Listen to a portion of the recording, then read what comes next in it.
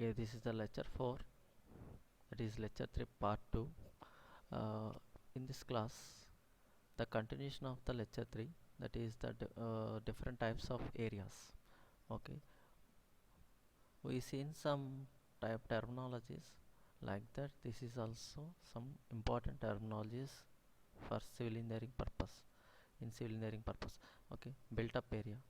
Built up area అంటే ఏంటి, plinth area అంటే ఏంటి, ఫ్లోర్ ఏరియా అంటే కార్పెట్ ఏరియా అంటే ఏంటి, సూపర్ బిల్ట్ అప్ ఏరియా అంటే ఏంటి.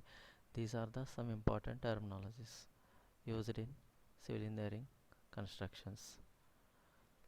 ఓకే, బిల్టప్ ఏరియా ఏంటంటే, బిల్టప్ ఏరియా అన్న ప్లింత్ ఏరియా అన్న ఒకటి. ప్లింత్ బీమ్ ఏదైతే ఏరియాలో ఉంటుందో దాన్ని ప్లింత్ ఏరియా అంటాం.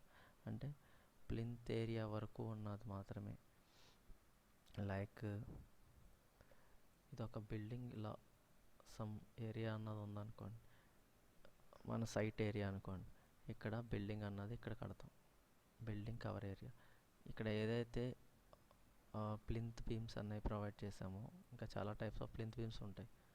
ఓకే, అందులో ఏ ఎక్స్టర్నల్ టు ఎక్స్టర్నల్లా ఉన్న ప్లింత్ ఏరియాస్ని మనం ప్లింత్ బీమ్స్ని మనం ప్లింత్ ఏరియా అంటాం. ఈ మధ్యలో ఉన్న ఏరియా అంతటిని, ఓకే, ఈ ఏరియా అంతటిని. సేమ్ లైక్ మనం ఎక్కడైతే ప్లింత్ ఏరియాలోనే బిల్డింగ్ అన్నది కన్స్ట్రక్ట్ చేస్తున్నామో దాన్ని బిల్టప్ ఏరియా అని పిలుస్తాం. అంటే ఎక్కడైతే కడుతున్నామో ఇది plinth area. Plinth area, built up area same for typical floors, typical buildings. అంటే కింద ఫ్లోర్ ప్లాను పై ఫ్లోర్ ప్లాను సేమ్ ఉన్నప్పుడు సేమ్గానే బిల్టప్ ఏరియా, ప్లింత్ ఏరియా ఉంటాయి. ఎప్పుడు చేంజ్ అవుతుందంటే, ఒక 3 ఫ్లోర్స్ వరకు మనం బిల్డింగ్ సేమ్గా కట్టి పైన పెంట్ హౌస్ కింద వేసాం అనుకోండి, ఆ పెంట్ హౌస్ అన్నది ఏమవుతుంది అంటే బిల్టప్ ఏరియా అవుతుంది. Okay, these are the built up area, plinth area same. Next floor area. Okay, floor built up area అన్నది ఎలా చెప్తామంటే, ఏరియా ఆఫ్ వాల్స్ అలాగే carpet area. Carpet area, area of walls మనం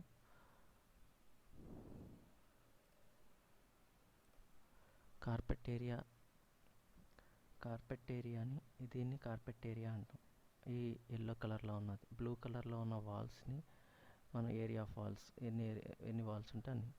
ఓకే, ఇదొక ఫ్లాట్కి సంబంధించి బిల్టప్ ఏరియా అంటే area of walls plus carpet area అంటే లివింగ్ ఏరియా. మనం ఎక్కడైతే యూస్ చేస్తున్నామో దాన్ని కార్పెట్ ఏరియా అంటాం. ఓకే, రేర్ యాక్ట్ 2016 ప్రకారం ఓన్లీ ఎవరైనా బిల్డర్ మనకు ఒక ఫ్లాట్ అమ్మాలన్నా అతను బేస్డ్ ఆన్ కార్పెట్ ఏరియాని బేస్ చేసుకుని మాత్రమే అమ్మాలి.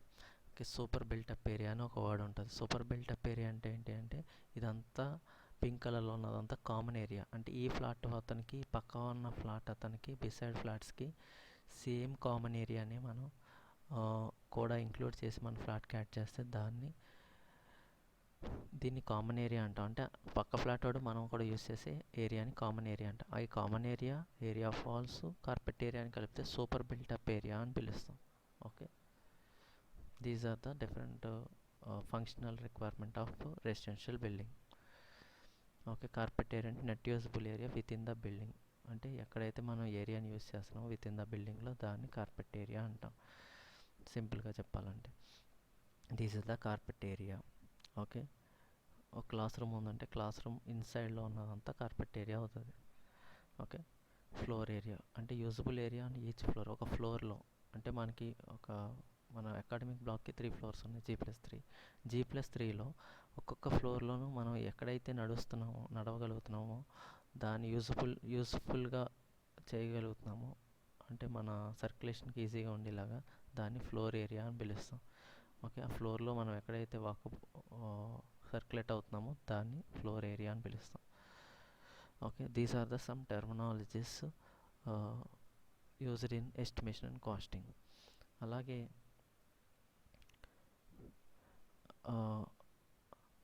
అలాగే మనం కంటిన్యూషన్ చూస్తే, following the probable percentage of various areas.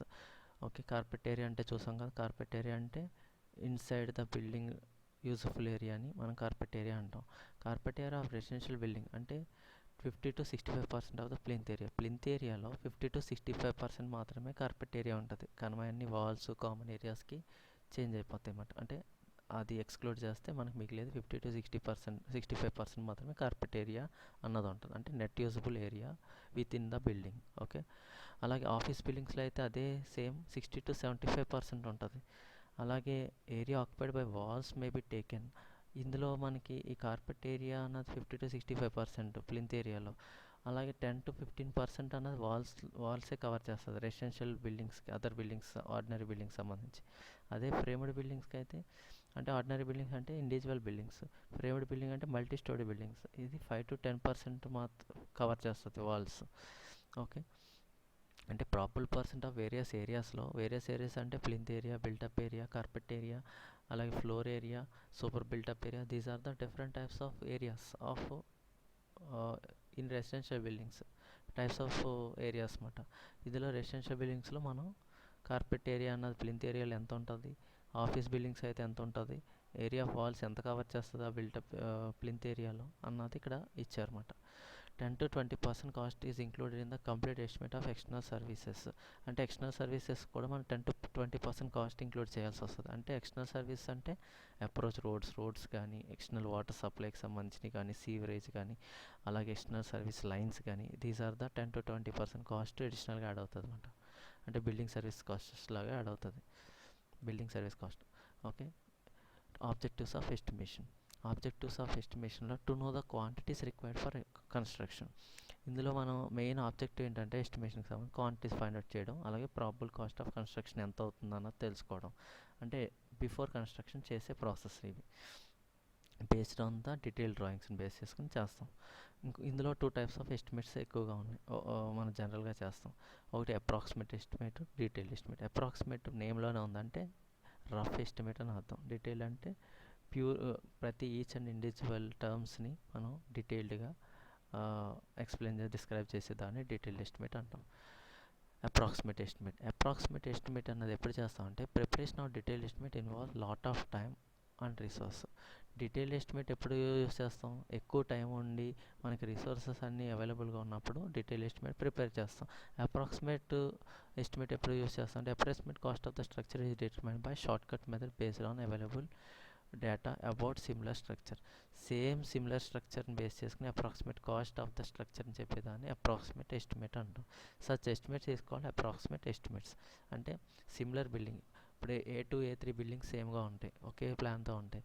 ఇలాంటి సిమిలర్ బిల్డింగ్స్ ఉన్న వాటికి మనం ఏం చేస్తామంటే దానికి ఎంత కాస్ట్ అయింది, దీనికి కూడా అంతే కాస్ట్ అవుతుంది అని రఫ్గా అప్రాక్సిమేట్గా చెప్పేదాన్ని అప్రాక్సిమేట్ కాస్ట్ అంటాం. ఇది షార్ట్ కట్ మెథడ్లో చెప్తాం. డీటెయిల్డ్గా చెప్పేదాన్ని డీటెయిల్ ఎస్టిమేట్. అంటే టైము ఎక్కువ ఉన్నప్పుడు, రిసోర్స్ అన్నీ అవైలబుల్గా ఉన్నప్పుడు డీటెయిల్గా చేస్తాం. టైం తక్కువగా ఉన్నప్పుడు, మనకి అర్జెన్సీగా కావాల్సినప్పుడు అప్రాక్సిమేట్గా చెప్తాం.